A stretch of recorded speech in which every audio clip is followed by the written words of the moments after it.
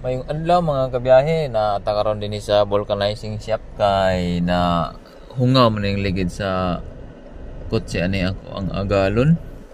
O karon na ako din kay ato lagi ning ipahiling kung asa dapit ng hungaw aning iya ang ligid.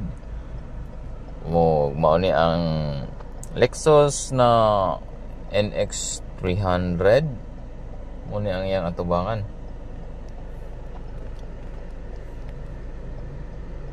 Ang sabi kanina, driver side na gulong at saka likod right side. Mauna siya karon ang ato ang ipa-check up. Harap kaliwa at likod kanan na gulong.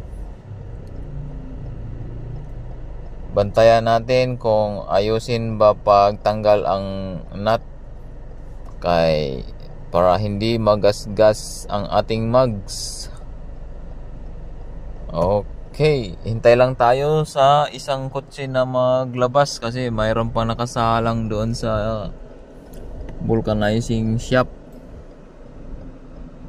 Dalawa ang vulcanizing shop dito sa Santol pero dito lang tayo sa malapit kay nasubukan na natin dati. Dito tayo ngayon sa anong pangalan ng vulcanizing niya?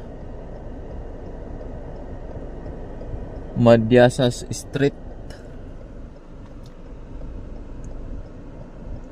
Ang tagal lumabas yung isa tapos na daw yan pero nag-check pa ng mga hangin.